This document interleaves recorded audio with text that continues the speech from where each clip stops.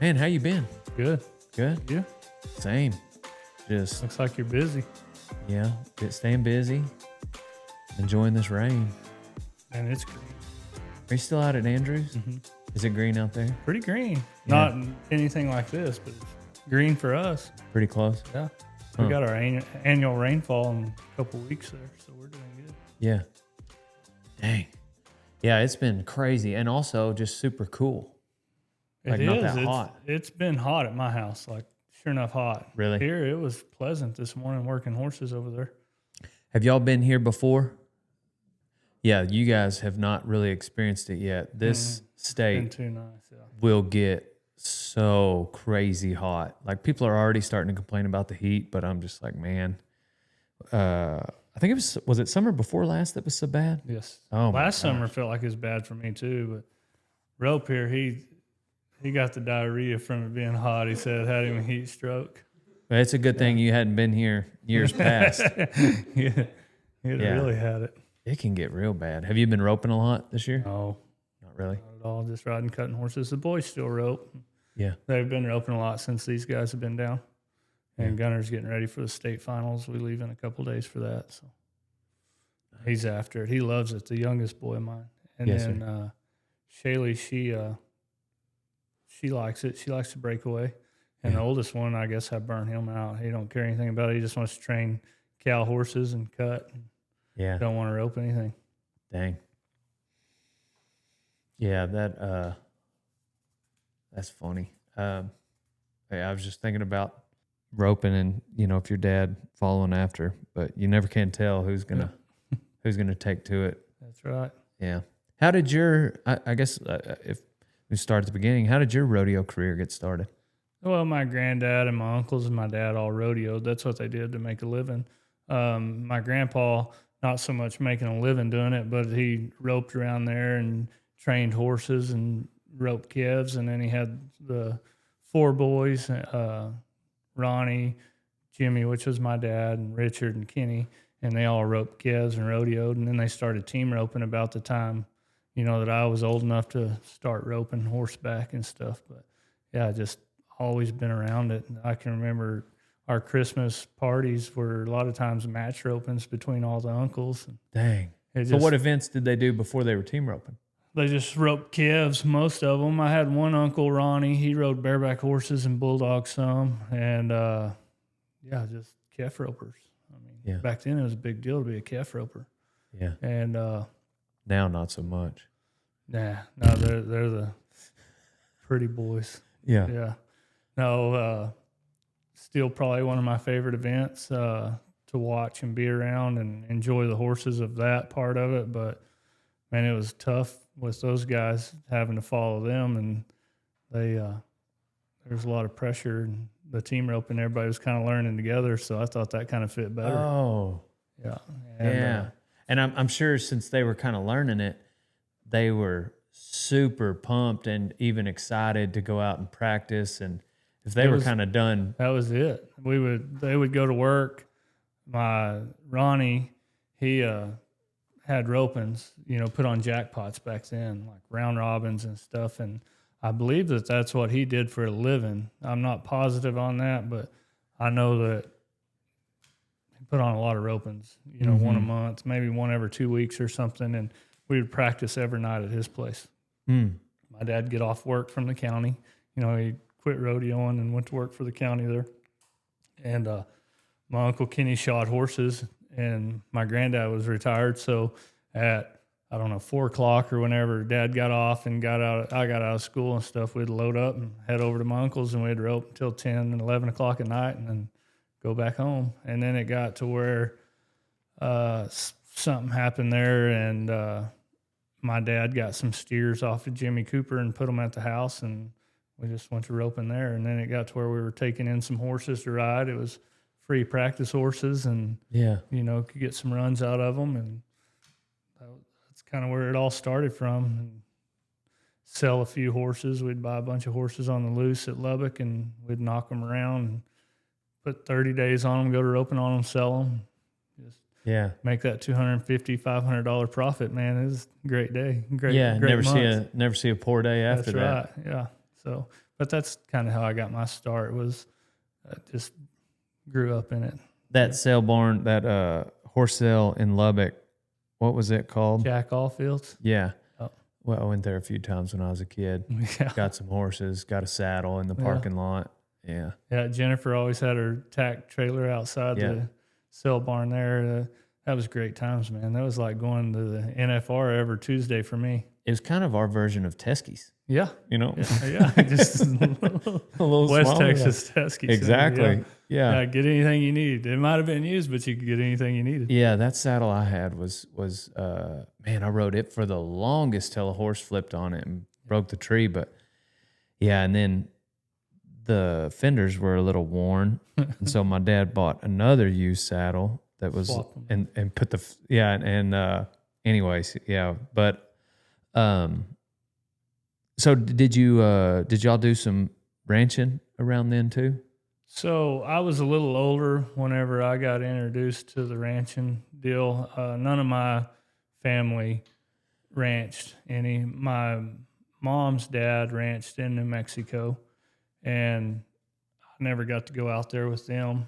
So I didn't do anything. But there was a gentleman there in town, Kenneth Munzel. He owns an electric company, and he had some cows there and some land leased, and he team roped with my dad and uncles and everyone.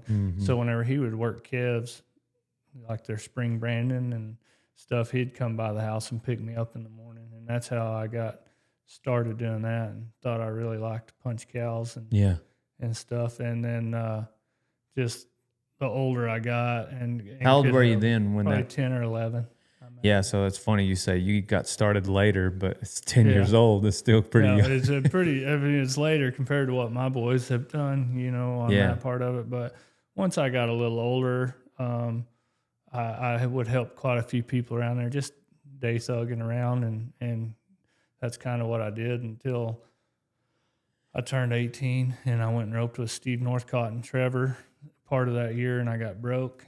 And I didn't think that would ever happen to me whenever I was that age. I thought that I was going to hit the trail and set it on fire. And just that year set me back, and I kind of figured that I didn't have enough money, or probably would never have enough money to go and could afford that. And I had the best guy in the world, and I went broke. I screwed up, spent money that I shouldn't have spent here and there, but didn't have anything to start with. But I was having to buy a truck and trailer and horses, and I just figured that wasn't for me. So I went home and started taking care of wheat cattle, and I worked at a feedlot for a little while.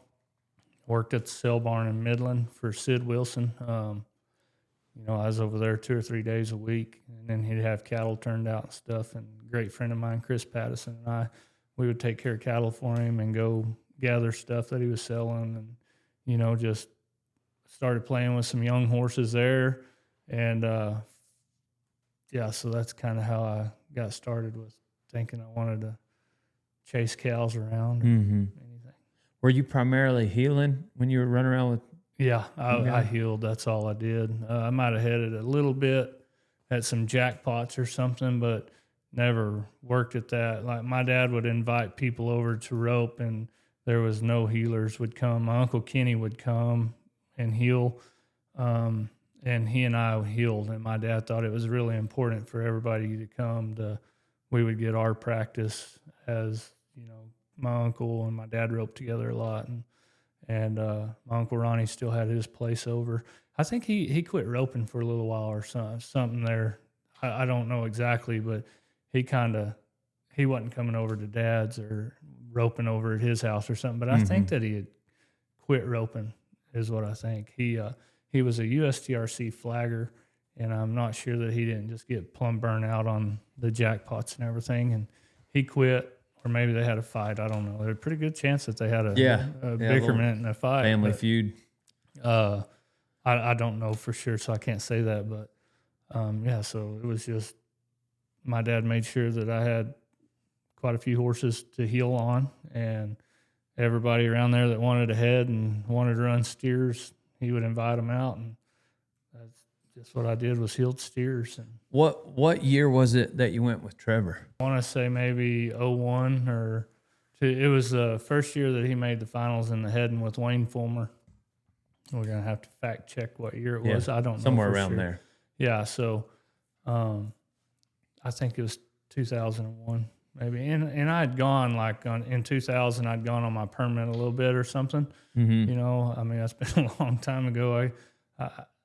I don't remember the exact dates where all we went, but I do know that my dad went to 3 or 4 guys, and for me to go rodeo, we didn't have the money, so he'd have this guy pay the fees at this rodeo, and he would get half the winnings, and that's kind of how we got our start with me rodeoing that year, and it just didn't last very long. You know, we had 4 or 5 rodeos to go to, and I don't know if we didn't win enough, or I don't know really what happened, but yeah, I mean, it sounds like rodeoing. yeah, It's just like, I mean, you never get rough on you.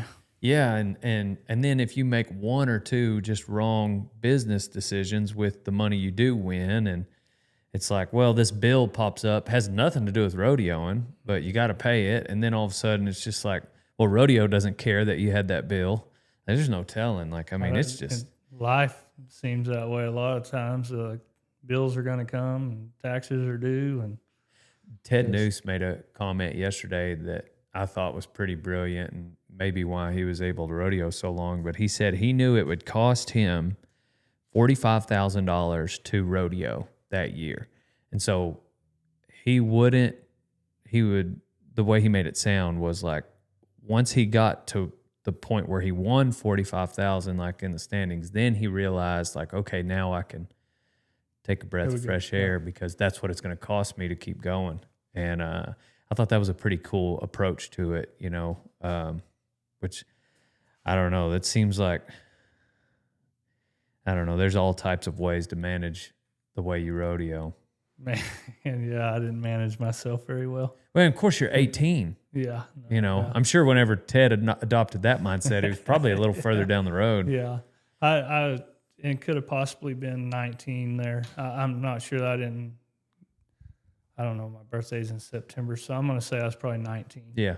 Somewhere in there. But yeah, don't worry. We're not going to fact check any of this. So don't let the truth get in the way of a good story. Yeah. So how long did you cowboy and day work and all that before you kind of came back to team roping? So I got married in 2004, and I was working for a ranch there in Midland, Darley Welta Cattle Company. They had team roping steers and mother cows, and kind of just helping out there. You know, I sort cattle stuff for those team ropers, trading them in and out. They leased a lot of steers out and put on ropings and stuff. So I'd rope through steers and all that good stuff, and plus go feed cows and just whatever needed to be done. Checked water. Found out Blair was pregnant with Newt, and so he was born in 2005. I might have gotten married. I might have got married in 2005. Actually, I've been married for 20 years, so I know that's right. Yeah. And so Newt was born there a year and a half later, and I'd started riding a bunch of horses for people. They would send them to me there at that ranch, and everybody that would send a horse back then seemed like wanted them roped on, whether it was a ranch horse or a colt or anything. They wanted to be able to rope on them back then. I think there's a lot more disciplines now I know that they were still there, but it seemed like everybody wanted them horses used then and wasn't afraid of them getting messed up or hurt. Yeah. You know, still ranch on them and use them. So right. I would agree to rope on some of those horses, so I started heading a bunch then.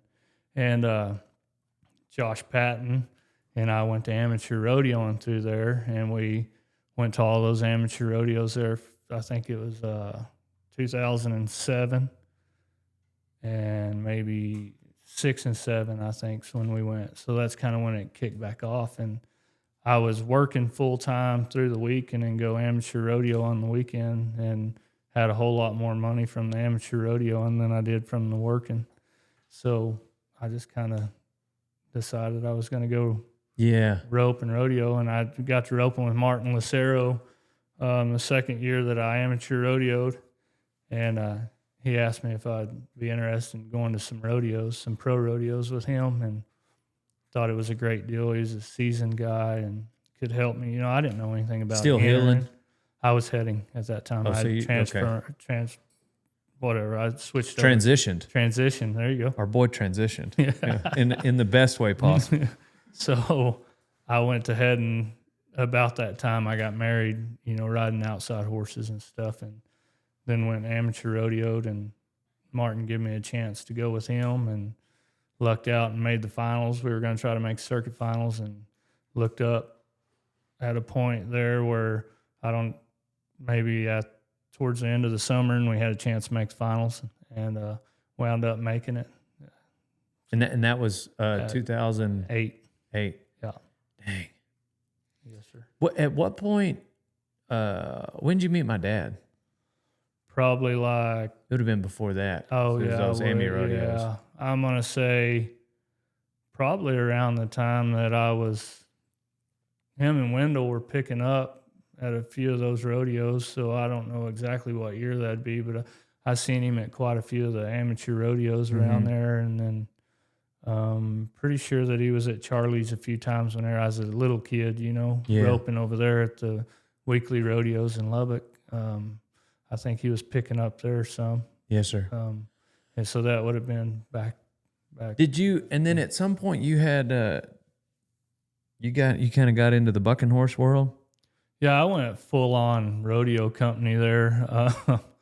I bought I think 13 head of just kind of horses from Charlie. He was wanting to get rid of, and then I bought 10 bulls from him, and then got a little set of bulls from Randy Shipley and the Dakotas up there. Yeah, up north. And got them 2 boys that ride. rigging. Yeah. Yep.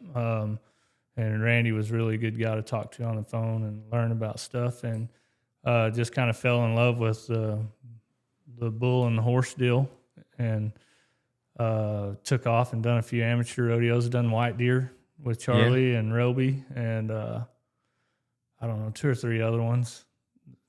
There's some amateur rodeos, and done a year at Lubbock was like Charlie season rodeos through the winter there, and a bunch of college kids and stuff come down and would get on, and I got some horses off of the Surveys. They had a bronc riding school at Lubbock at the Tech Rodeo deal.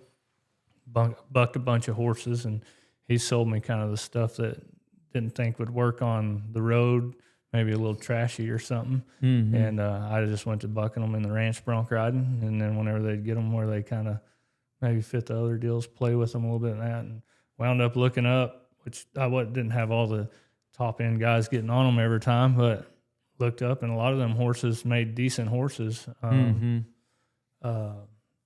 What did you was putting on rodeos what you thought it would be?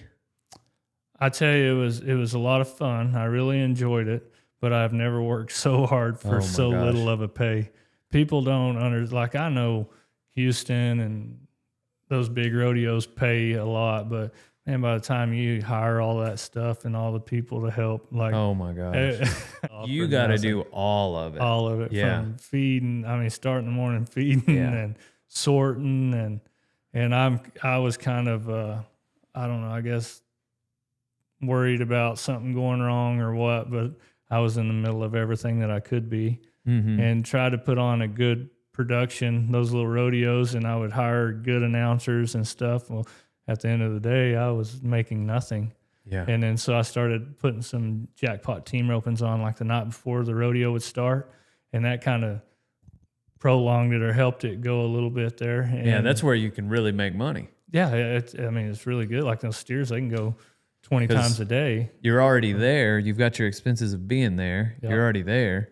Yeah, that would be where a guy can like. It was really good. Like we might, I don't know what rodeo might, like we didn't get hired by, the chamber or anyone or the committee. We would just go and put the rodeos on and try to sell tickets or sponsorships or whatever. Oh, dang. You were doing that side of it too. Oh, yeah.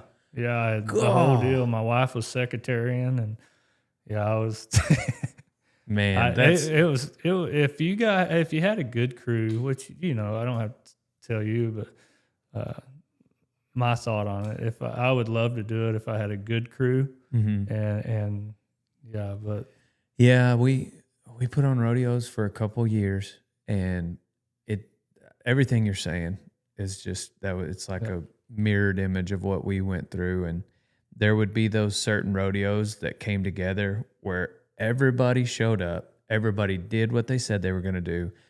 And I mean, it would happen rarely, and everything went well. There was good rides. Contestants were happy. A lot of people showed up. So the committee was happy. You didn't get rained out. And every now and then you'd look up and be like, oh, this is why this is fun. Yeah. But most of the time, maybe you do get rained out, or everything's right, but people don't show up, or your somebody's mad about this. It's just so much can go wrong. Oh yeah. And it's so rare that none of it goes wrong. Yeah. And I feel like going into college, I was like, man, I want to enter and show up. Absolutely. And pat the stock contractor on the back, thank them, and then go home. Yeah. And yeah, anytime any of my buddies or somebody will call me now about getting involved with the production side of it, I'm just like, whoa. Yeah. No. I think it would have been really good for me if I could have done that prior to rodeoing. I'd have had a whole lot better attitude. Yeah, there you go. I mean, I really would have. And the work that goes into it and everything behind the scenes that people don't even know, like those guys' days, they start 7, 8 o'clock in the morning, and then you got to run and go. So yeah, that's one of the questions I get on the internet is, when we did the Netflix show, the whole premise behind what that was called, which was How to Be a Cowboy, I was talking to the production team, and I was like, well, I get messages every day of people saying, how do I get started riding bulls, or how do I get started cowboying, ranching? And so that's what we called the show. Yeah. Well, one of the other questions I get is, how do I get started being a stock contractor?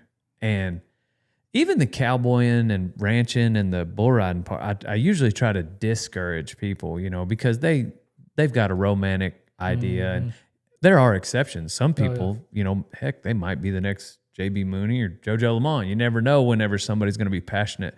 But for the most part, they think they want to do it. Yeah.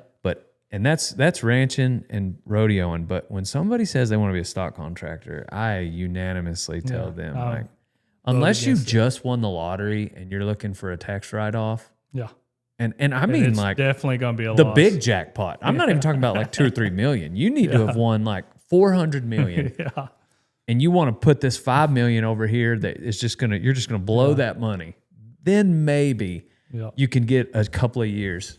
And I've heard in the past people talking like some of those PRCA cards sell for a lot of money. I don't know. Like I've heard $1 million and right, 3/4, whatever.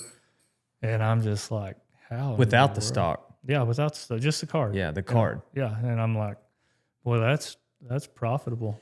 The only reason why, so if you spend that money and you act like that's gone and you start back over at zero and you're like, all right, well, this is what it cost me to play the game.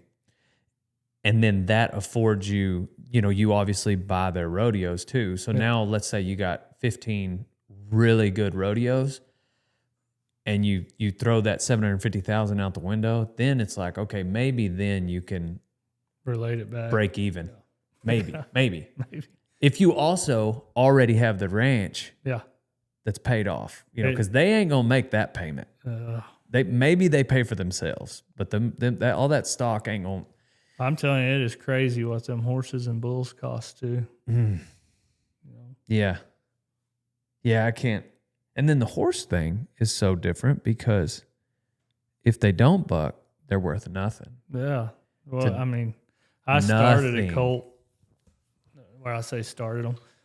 Roy Carter. Yeah. Him and Punk sent me 2 bucking horse colts out there that were started.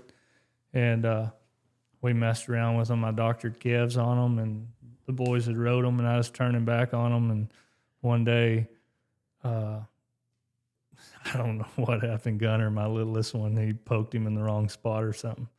and that sucker did buck him off.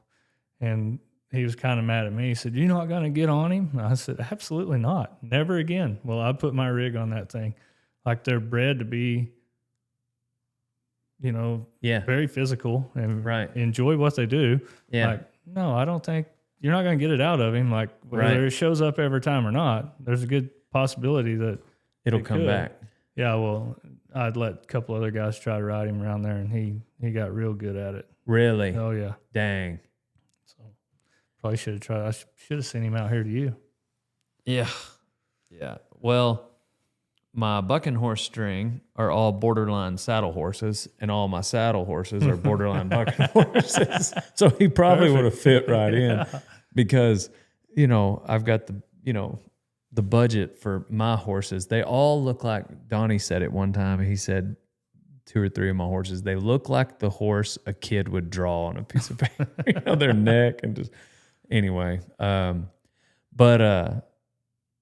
So at what point in your career then, I'm trying to piece it all together, did you put on those rodeos? I might have jumped ahead. You made the NFR in 08. 08 to 10, and went home and started tripping steers a little bit in that time.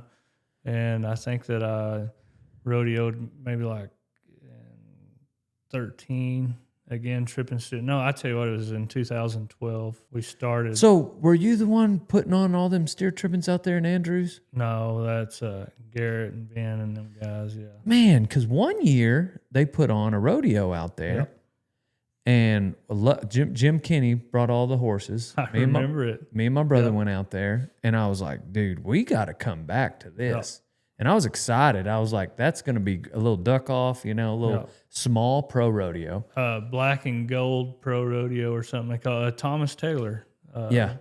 He done it, I think. And Jim brought the horses. Had the best time because it was 2 days, but it was 2 rodeos. Yep. So you could just camp out and go to 2 rodeos in the same town. So I loved it. Well, then they never did it again. No, it just died off. But they would have that steer tripping out there. And so every year in the PSN, I'd be like, ooh, they had Andrew. And I'd go down and I'd look at the events. I'd be so disappointed because it was just the dang tripping. So they do have a rodeo there now. And I saw that. I saw it came back. Weekend or something, maybe. They had an amateur rodeo a few years after that. Yeah. Yeah. So I think in 12 was the first year that I tried it, that I got those horses from Charlie and stuff, and was just playing around there. But when the actual rodeo company deal come in 19, and then when COVID hit, it was done. Like, I couldn't afford to any more loss. There was a lot of people changed the way they rodeoed in that year. Nuts. But anyway, so the kids, they kind of went home there from our little winter series that year in 19, and then COVID hit. My dad passed away that year as well, so kind of took the fire out of me of anything, roping or rodeoing. And I mean, he was definitely what fueled me to do all that, and still to this day. It's kind of sad for my kids that I'm kind of skipping out on them on roping with them every day. I do rope with them some whenever someone's not around, but my dad and I, that was a special bond that we had together with that. And whenever he passed away, I just kind of lost interest in roping, and still to this day I really enjoy watching the kids rope, but I don't have any desire to do it. I've tried to come back a couple of times, and my heart isn't in it, and you're not going to put the effort into it if you don't want to do it. So so 8, 9, and 10, I mean, that we kind of breezed through. That's a pretty big chapter, but we summed it up in one sentence. But going back to that, those 3 years making the finals, what was that experience like for you? Everything you thought it'd be? The NFR is unbelievable.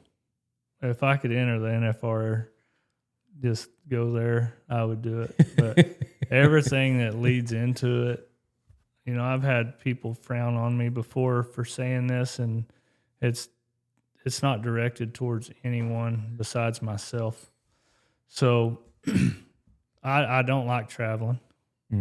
So rodeoing doesn't fit that for me. I didn't like being stuck inside of a living quarters trailer. So I roped the dummy all the time outside, and I'd rather have been home roping, you know, and enjoying roping live cattle. The setting around stuff I didn't like.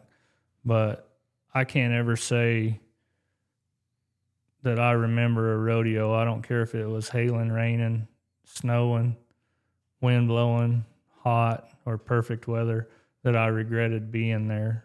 From the time that they sang the national anthem till the last bull bucked, there's not a better time to be anywhere. It's the greatest sport, I think, that can be out there. You know, the guys that you get to meet, and the competition, the level of competition that's there. I enjoyed all that. I enjoyed competing. Everyone enjoys winning. It doesn't matter what you're doing. And now the losing was tough, but so I kind of have a love-hate relationship. And the problem that I have with rodeoing is, and this is where I catch a lot of grief, and you know, I've had people tell me, well, you should have been a better manager and taken, you know, this or done that. I'm not laced like that. I'm just a cowboy guy, and I don't have any kind of education or anything. And just, you know, I didn't have any of that background, but I didn't feel like there was going to be anything left for me whenever I was done rodeoing, or there for me whenever I was done rodeoing. Like, it seemed like everything that I could win or put together, I would have to give back to rodeo. Yeah. Like, everything that you profit from it, you give it right back to it. Yeah. You know, at the end of the year, at the finals, you'd win 50, 60,000 back then, maybe, if you had a good finals. And I'm not sure that I didn't win 30,000 the first year there, or 40, I don't know. But I know whenever I got home, it was tough to get my kids Christmas presents because I had to pay off all of my debt to make it there. Yeah. And I needed a new truck, or I needed a trailer, or a horse, or something was always coming up, or real life back over here at home where my wife and my kids were.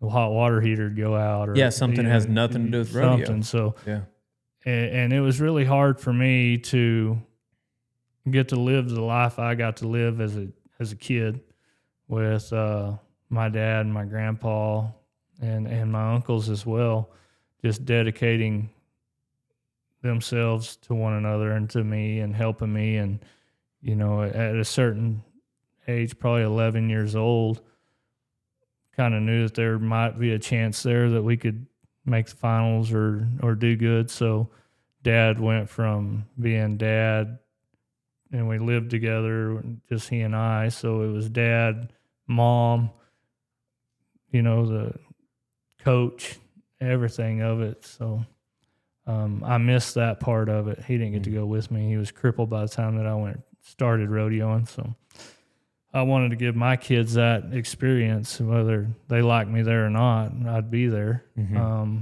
So it was hard for me to watch my wife. She was a school teacher, and my kids stand on the back porch while I got to drive away and go play rodeo cowboy. And that tugged on me pretty tough, you know. I mean, so kids don't understand why I was leaving. And I mean, the only other thing I could have done then was flip burgers at McDonald's, I guess. I'm qualified to do that. Yeah. So I think that rodeo come along for me at the right time, if that makes sense.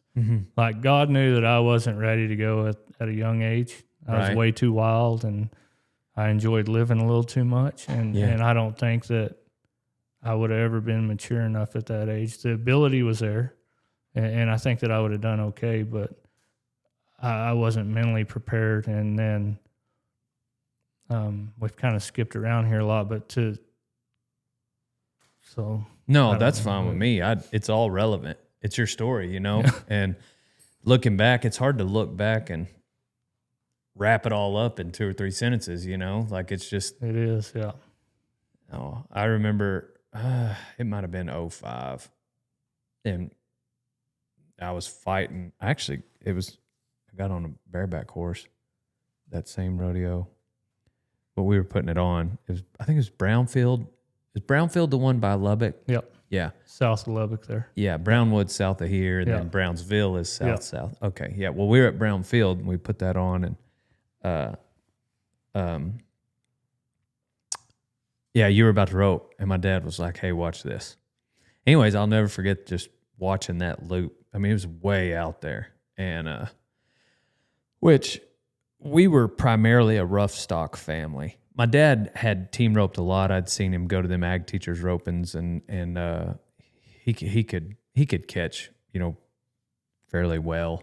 But we were primarily like I was a roughie. Yeah. And so for him, he was like, "Pay attention to this." And anyways, watching you rope, and I'll just that picture, it's still in my head. That would have been 20 years ago this year.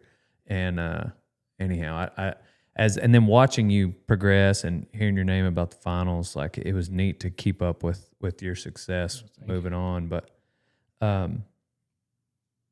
so you came back to rodeoing though.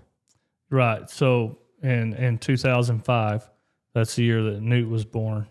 And I was working for a guy named Owen Barron, and he had a really good stud. And he told me that if I would take that stud, I could use this pickup and we could go to the amateur rodeos and jackpots and stuff. And I went to a handful that year, around the house. And that kind of started my heading career right there at that time. He wound up getting out of the horse business and firing me.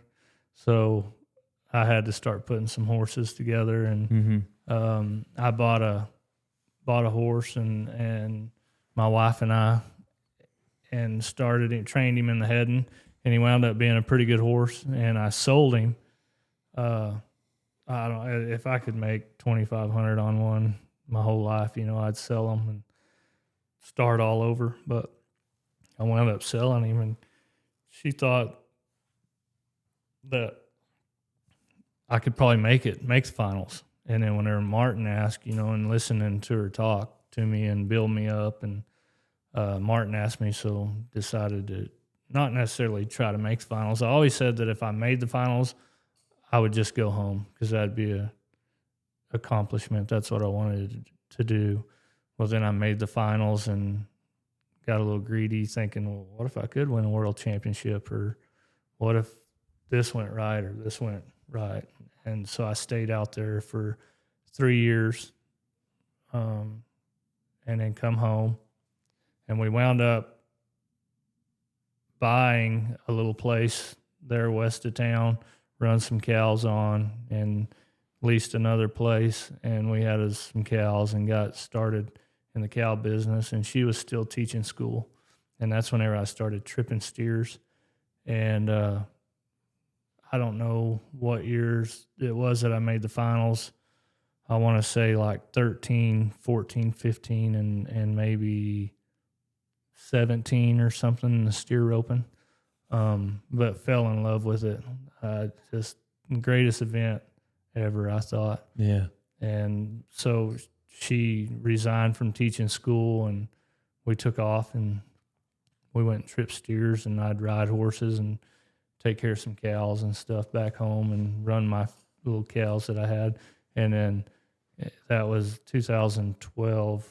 That place caught on fire, had the big Chevron fire out there, and it burned off, and they wound up settling. And Kent Youngblood and I were partnered on that place, and he wound up buying me out. And I think I had, some money in my pocket at that time. I don't know if it was $5,000 or $50,000, but decided it was enough to go trip steers and take off. So I think it was 2012 and 13, 14 maybe that I made the steer roping finals, and then went back in 16 or 17 there. No, maybe 15. I got to team rope in 15 when Jake got hurt. So I got the invite to the finals that year. Oh, that was 2015. Yes, sir. That was that long ago. So tell me about that year. Or tell me about that NFR, I guess. Well, it was probably the moment that I knew that I was done and really needed to be home. I I roped with, I believe, Corey Kuntz. I roped with Dakota Kirkenslater that year. And we wound up, I broke my collarbone at Pendleton. And we were like 11th in the world standings. And Kansas City and Amarillo and all them went How on in the right world after did you that. break your collarbone? I had a steer horse trip with me out there in fall. Dang. Yeah, and I hit on my elbow and broke my clavicle. But so I went to Amarillo and run the steer. We drove from Pendleton. My wife drove from Pendleton to Amarillo, and I tried to run the steer and couldn't do it. Just hurt too bad. So Dakota got another guy to go with him throughout the end of the year. And we were driving home from Amarillo, and I told my wife, I said, it's there's no way 4 other guys are going to win enough. Like, it's not that big a deal. Well, sure enough, 4 other guys won enough. The Miners were one of the teams. Whoever Petska was roping with that year. I can't remember the other ones, but like they had to win X amount of dollars and come down to the Cow Palace or whatever rodeo that was. It might have been El Paso back then. They all clicked along and done. And who good. was it that you had been roping with? Dakota Kirkenslater. So Dakota still made it. Yeah. But it bumped you down to 16th. No, Dakota wound up not making. No, yeah. I can't remember. I'd have to look back. I don't think Dakota made it either. Okay. He went and roped with, I think Turtle Powell was who come out and roped with him. So at that time, I told my wife, I said, I'm done. You know, I'm this is it for me. Yeah. So I didn't have any. I had a 4-year-old horse that I was taking care of 1,200 head of first calf heifers for Randy Lloyd in Gale, Texas. And I was driving over there every day. Had a couple colts in that one horse that I had started. And I'll never forget this. There's, you know, them big wind turbines. Mm-hmm. It's an ice storm out there, and they turn those things off. Well, it was starting to thaw out, and I was checking those heifers, and that big old chunk of ice would slap down and hit, and it'd just blow mud and everything all over. So I was just trying to get done and get out of there. And my phone rings, and it's kind of a crazy number. Like, I can barely read the name on it. But it wasn't like 719. Was it one of the PRCA numbers? No, it wasn't. It wound up being Junior. So yeah. I didn't answer it. Yeah, that would have been a crazy number. Yeah, I didn't answer it and just left it alone. I think he still had a Brazilian number at that time, maybe. And so I'm driving home, and it calls it again. So I wind up answering it, and I hadn't roped a steer since, or done anything since Pendleton. I'd just been out there taking care of them heifers. And what time of the year? And what it'd have been in November, but what time in? Well, how long before the finals? This is 2 days before the national finals. 2 days. This is the first, like maybe the end of whenever it's. I think it starts on the 3rd or 4th, 5th or something. So this might have been December 2nd. Okay. So Junior calls me and he says, "This is Junior, and you might have to go to the NFR." And I'm like, who is this?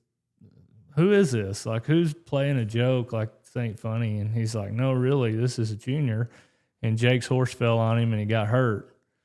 And there's a good chance he's not going to go to the finals. And he said, "Would you go?" And I said, I don't know. I didn't have a horse or anything. And so I got home and my wife said, "If you don't go, someone's going to. They're just going to keep going down the line." Yeah, for sure. So, and I said, "Well, I didn't earn the spot to go." So, and she said, "Well, you need to go out there." So I said, "Okay." I get a hold of Kent Youngblood, and him and Jackie Gillespie, and I need to find a head horse. And that's whenever he had a sorrel horse that I'd rode quite a bit. His name was Snow.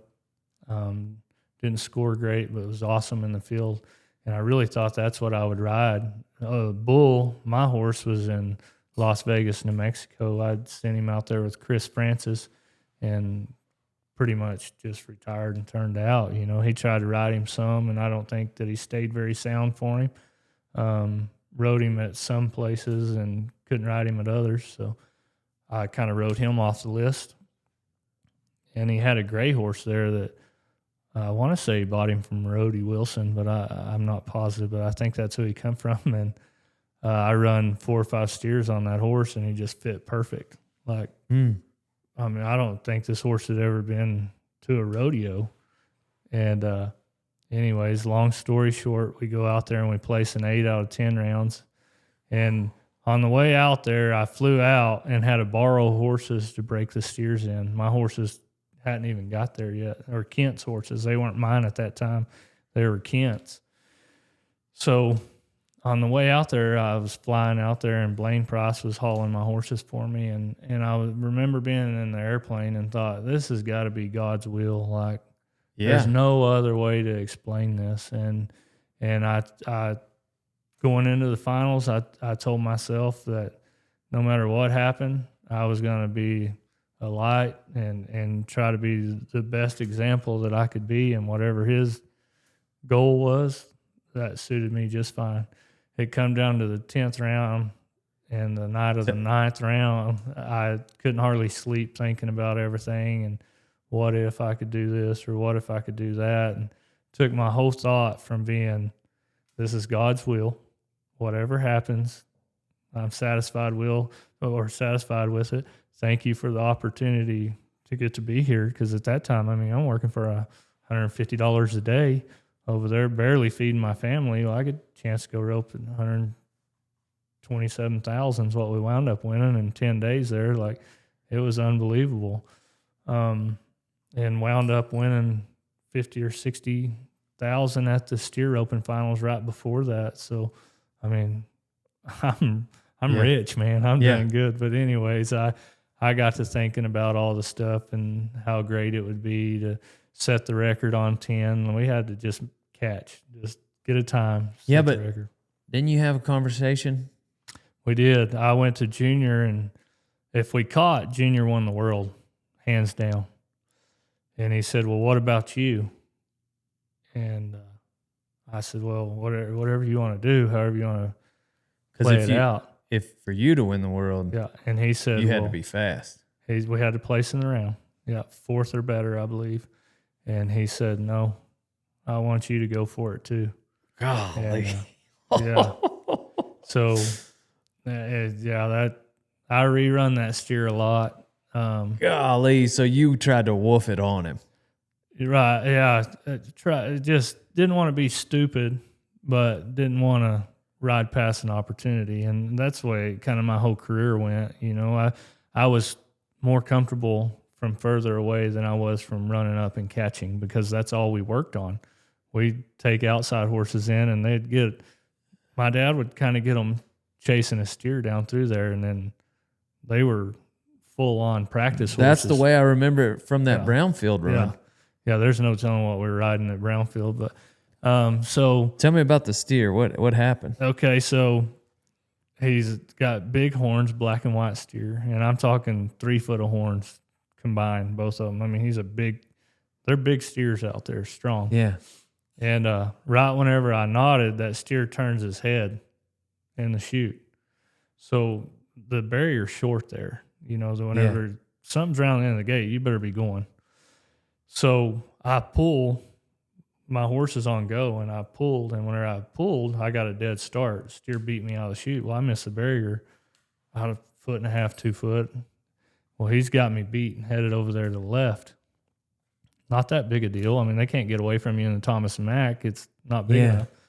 And when I reached and roped him, he was a little bit in front of me, and I just couldn't get it pinched So off. he was just right in front of you? Well, just a little bit. He was coming left, you know? Yeah. There, left is not good. Like, right. He just was running his pattern. And if I'd have been on the barrier, I'd have been in the correct spot. But I was off the barrier, so he had me beat. Stepping over there to the left. Gotcha. I got it on him. I caught him. That's the only good thing I can say about it. And I got dang near all the way around the horn, and that gray horse dropped, and he was so strong. Whenever he had dropped, you know, we were kind of headed into the wall, and whenever he left, it was gone. Took my rope away. Yeah, I peeled the hide off my fingers and my pride and everything else. And actually, I was heartbroken for Junior. Like, for sure. Yeah, I can't imagine that side of It it. was the worst. I'm not kidding you. I believe it. That was the worst feeling I could have. And he's such a nice guy. I believe it. So cool. So that part really let me down for myself to screw somebody else's opportunity up. But that is by far my most favorite rodeo story of all time. Like I do a bunch of stuff with Rock and Roll Denim, and he's on the team, and so I'll help him with interviews. And every time I get him to retell that story because it is so cool to me. Because team roping is such a unique event that, I mean, it obviously takes a team, and then just the way that the whole thing unfolded, especially now hearing your side of it, you being done and you're at the house and you're recovering from collarbone and 150 a day, all that, and you get this phone call. But because I remember watching that, and I didn't, obviously we all watched it, but none of us knew even. When did y'all have that conversation where he said, it was probably an hour before the rodeo? That's what I was imagining in my head. We just met up and talked about it, and that was exactly what I said. I said, what do you want to do? What do we need to do? And I was there for crazy. I was filling in for Jake, and instead of keeping that mindset, I got to thinking. Now all of a sudden it's you and him there. It's in your defense though, like I'm sure he may be, not that you're not capable. Obviously, you were number 16 in the world. You've been in the NFR 4 times before that, whatever. But also, he probably didn't have an expectation for you to have helped y'all as a team get that far. You know what I mean? Maybe he was just like, I didn't have an expectation of getting that far. I thought it was wild what y'all were getting accomplished. It'd be great to go and get to rope and put some money back. Kids could have a decent Christmas, and it got me out of the sloppy heifer pen over there, Kevin and all those heifers. And I had a guy that was taking care of that deal with me, helping me, and it just turned into a wreck. They were all supposed to be bred to low birth weight bulls off a certain farm, and they were all out of Hereford bulls, and it was a wreck. So I was sure glad to get to go to Vegas for 10 days instead of dealing There's with not a cowboy in the world that would have held that against you. Yeah, I was ready to leave. Yeah. That conversation, though, just I obviously had the story, had you been able to finish your dally and all that, like it would have been so much different. But just with being a rodeo cowboy and appreciating team roping for the challenge of it being 2 people, and it's so, man, like your heeler is on fire but the header catches, and then vice versa. Like you just never know. And then like you both have to be on fire for it to, go your way. And then for you to ask him that and for him to say, no, we're going for it. Like that just, I don't know. That's super cool. It just speaks to the camaraderie behind rodeo, and absolutely. And other events, we get glimpses of that when you see a bull rider helping his buddy and then his buddy ends up beating him out of a world title or whatever. There's glimpses of it, but I don't know. Something about the camaraderie behind y'all's experience at that NFR to me was just like, yeah, I love hearing the story, but it's neat to hear it from your side now. Yeah, I wish that I would have plumb quit there and been done. And like I said, I got the bug from that finals, and then probably the biggest disappointment in my rodeo career come that next year. I started roping with one of my best friends, Jim Ross Cooper, and we had plans of making it and going. Well, at that time, so that was 16. So that must have been the last year that I made the steer roping finals. Anyways, I was tripping and heading both, and I was going to rope with Jim, and Jake and Jim and I have been best friends and roped together growing up our whole lives.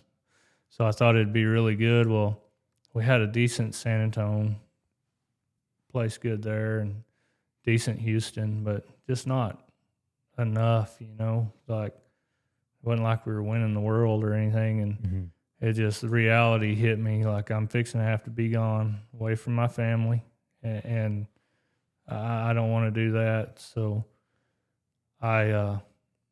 like I said, it wasn't going great. The partnership of us roping together. I mean, everything was great about it except for maybe we weren't winning everything that we should have. And I'm sure I wasn't roping as good as I should have been and everything. So I decided that I was probably going to be done. Didn't want to go that much. And opportunity come up to rope with Corey Kuntz. And I thought, well, that'll be good. Like he wasn't dead set on.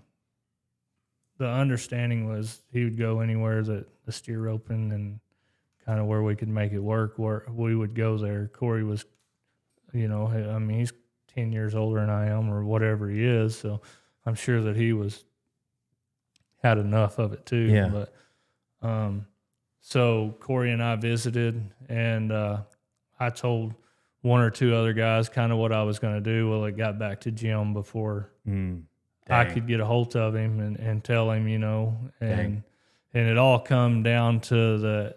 I don't get me wrong, Corey is a good friend of mine, but having to let your best friend down versus your friend, for me, I thought, well, if something's not working, then it'll be easier for me to go home if I'm roping with Corey. And we got there through maybe Cheyenne or Nampa or somewhere, and we come to an agreement that I was just going to go trip steers, and I finished out tripping steers. And that gray horse, I wound up buying those two horses from Kent whenever we got home from the finals, and my wife had a wreck and killed that horse in a wreck, so didn't really have anything to ride or anything, and that was kind of the end of it for me. Shut that book. To me, though, that's a whole nother aspect of just team roping. That's the thing that it's just are you familiar with Dude Perfect? The YouTube channel? No. Anyway, there's these guys, they do trick shots and they're huge YouTube, like one of the biggest YouTube channels. And I had a guy here this morning and he knows them real well, and I know him, and anyways, I get to interact with them. Well, there's 5 of them.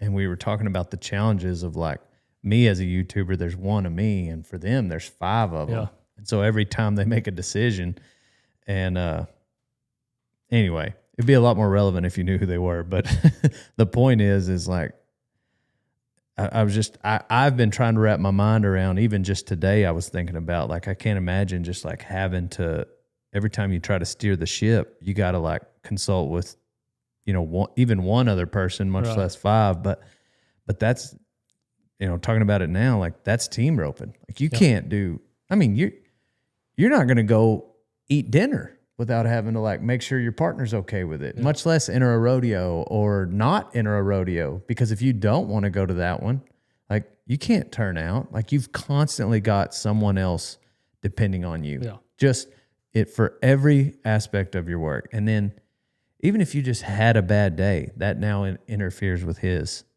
because I can't imagine it. I think it's probably got to be, for that reason, just the most difficult thing. I think on paper, it's one of the more simple events. You don't have to get off your horse. Nothing's bucking. But when you get down to the human aspect of it, it's got to be the most difficult. Yeah.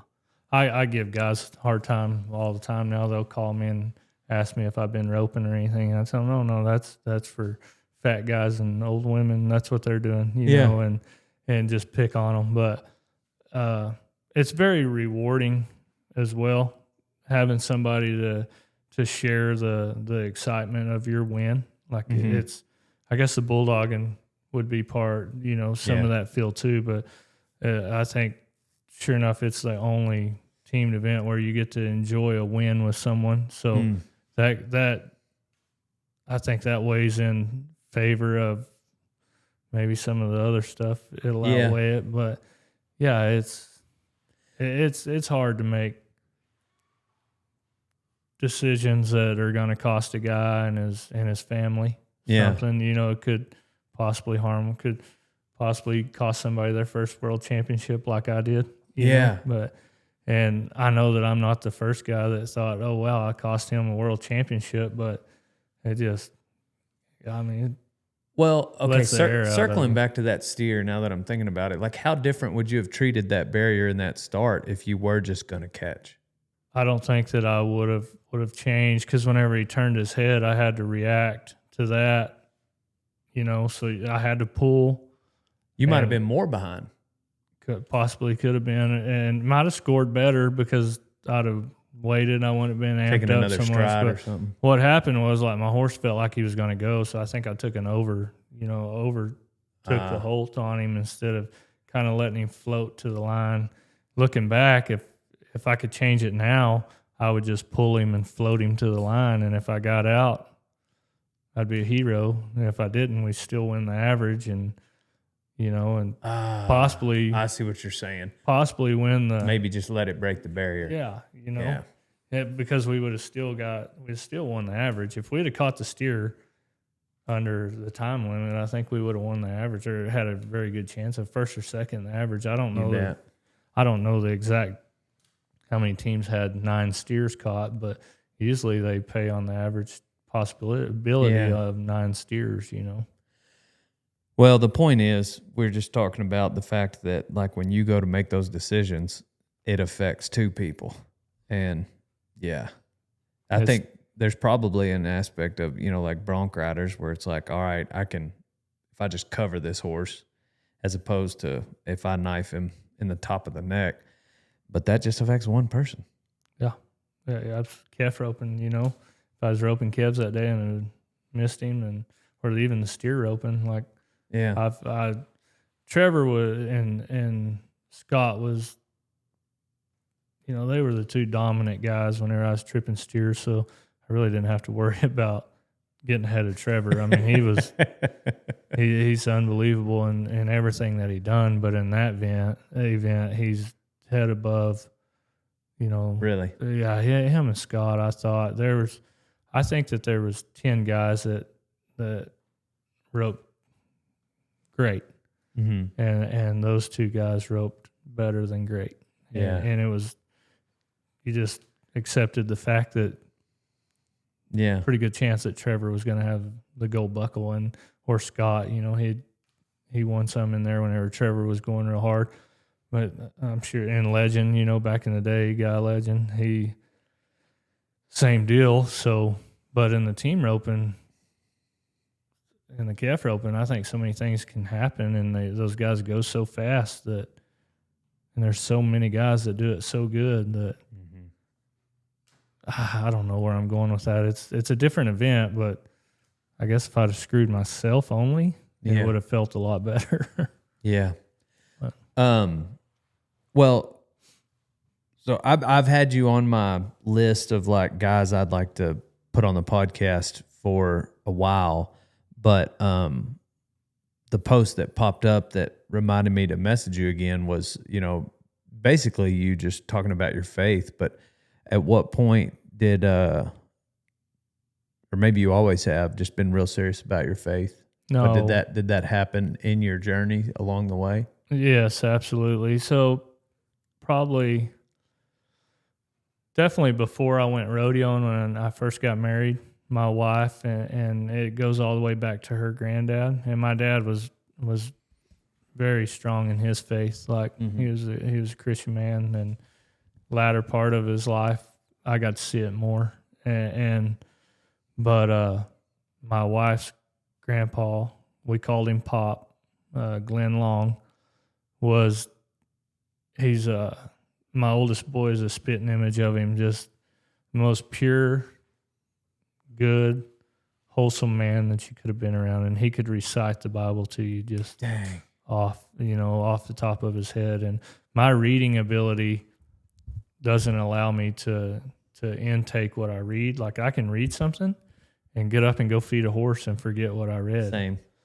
He could read something, and I mean, he could quote you the scripture in that thing, you know, and just being around him, well, he lost his eyesight later on in life, and still just.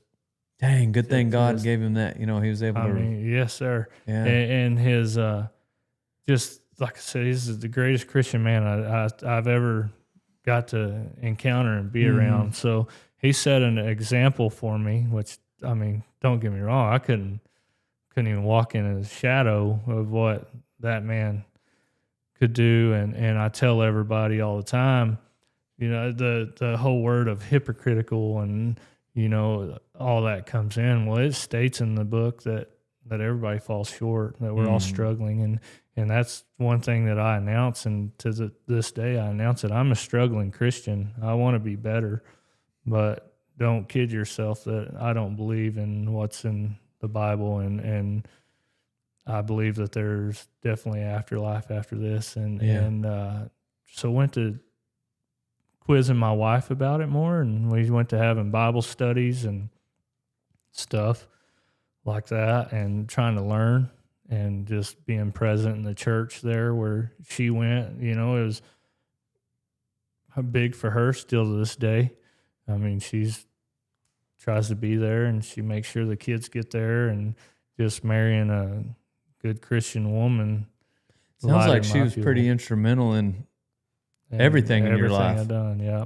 So when my dad and we were a team growing up, and then married Blair and swapped it around to where now I've lived with her longer than anybody I've ever been with.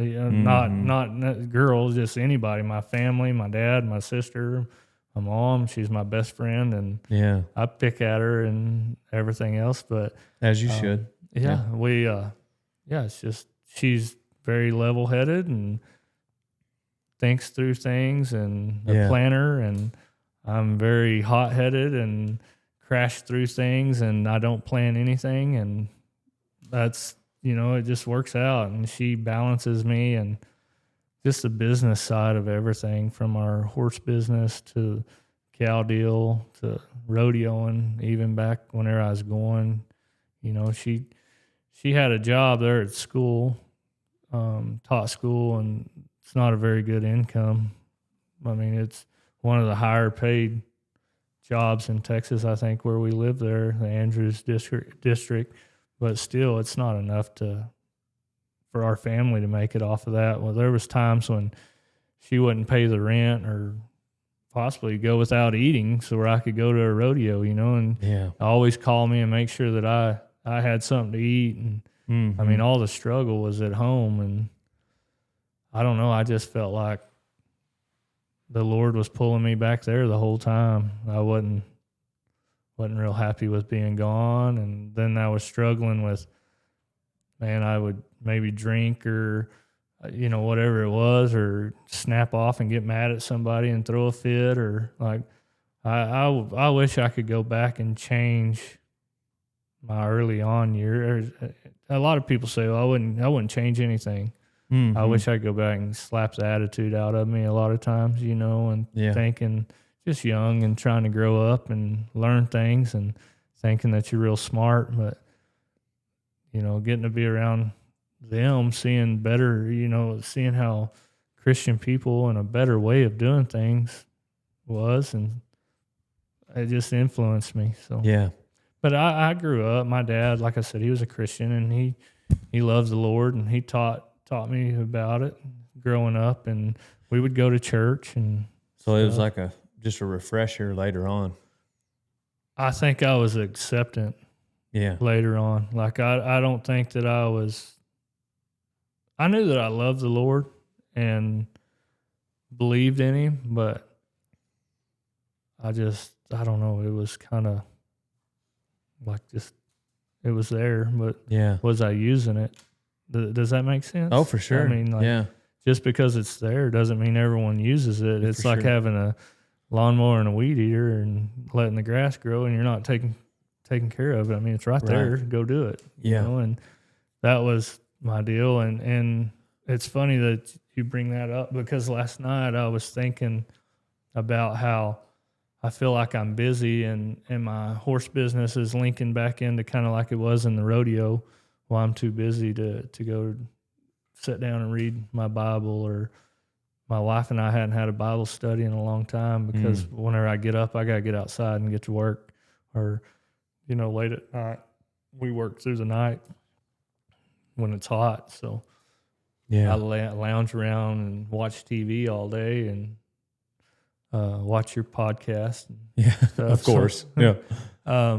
Instead of, I should be in that book studying, you know, I should prep myself, and I got to get back in the Word and, you know, get my mind clear and get to a point to where I want to be, instead of letting everything in the world rule me. I need to rule what's going on in my world. Yeah. Kind of deal.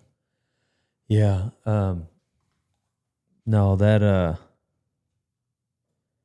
the struggle of, I don't know. I was talking to somebody who's like, we were talking about just how selfish being a rodeo cowboy actually is. And of course, when you're young and you're going and you don't have a family tied to it, you don't see that at all. You know, it's the epitome of freedom, which what makes us so patriotic, because we get to go where we want, and you know, and there's no other lifestyle that's more, I think, that is more fulfilling for the individual. But once you have a family and you have your dependent, you know, it's just so. I saw Bradley Harder last year. I had a booth at Houston, and he wasn't riding because, you know, he had recently retired, and he was like, man, I don't miss the thing I miss the most is the Bronx. He said if they would bring them to me, I'd still be rodeoing. Yep. But it's the traveling. It is. It's you hard. know. It's not the roping. No. You know, it's just the fact that they have them in those towns so far away. That's it. And you got to go so far, and it takes 7 hours to get there. And, get on something that hips himself, or I don't know. And then you just have another, you drive all that way. And then if it doesn't work out, it's just like, sorry. Oh, yeah. Thanks for coming. It was funny. You said that a while ago about roping the dummy, and you'd rather be back at the house roping live cattle. It made me think of, I think you might know him. He's a header, good friend of mine, Garrison Gable. Yes, sir. Yeah. And super handy with the rope. And anyways, he was talking about one of his friends that likes to rope but doesn't really care for team roping. And he called him, and he was like, Garrison was like, he's like, what have you been doing? He's like, we were over here roping and doing this. And he's like, interrupting. He's like, what? Do you have a bunch of stuff get out or what? And now anytime I can't help but anytime one of my buddies says something about roping, I just go, would y'all have a bunch of stuff get out or what? But them guys that would rather rope live cattle outside. That's that's my excuse for not being a better team roper. You know, I just like them out in the pasture. Yeah. That's my boys. They, you know, start of the week season, they just can't wait to get in the pickup. They're ready to go. And about the time we get ready to start shipping or something, you know, you'll be driving along. Oh, there's a sick one. Oh, man. Turns into work. Anything can turn into work. But we pasture cattle is like a boat. Yeah. Your best day of your life is when you get a boat. Until the best day of your life is when you get rid of a boat. That's wheat pasture cattle. Yeah. I agree. Yeah, it's a lot of work, but it makes some good horses. Yeah, it does do that. But no, you're saying like anything can turn into work. Oh yeah, even the best job in the world. Absolutely. Yeah. Yeah. Yeah. I thought that fit in with the something get out, because there's always something out. Wheat fields. Yeah. Never. I mean, all that hot wire. Yeah. Yeah. It's the hot wire. If all them dang farmers would just build some barbed wire, it'd make it so much more I don't understand enjoyable. why we don't. Yeah. I'll have to ask David why we don't have barbed wire around the farm. Yeah. Oof. Maybe what we should do is just 1 year we do this wheat pasture deal is everybody, all the hands, just take no pay for 1 year if the farmers agree to build 5-strand barbed wire fence with it. Well, we normally wrap these up with life advice. You got any life advice? Or maybe a scripture that's been hitting you lately? I guess if I was going to give any advice for anyone, just live to the fullest, and if you want to do it, do it. You know, that's one thing that I can say about my career and up to my life right now. If I felt like I wanted to do it, I done it and tried it, and John 3:16. Would be probably would link to that a little bit, but That's your go-to scripture. it's so yeah, I just live it. I mean, if you want to do it, do it. And do it for the Lord. Yes, sir. Absolutely. Cool.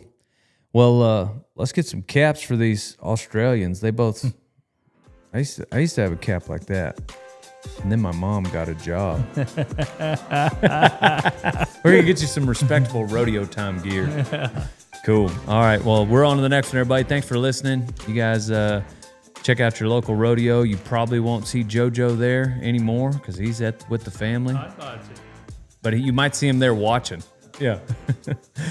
Pow, pow, and on to the next one, everybody.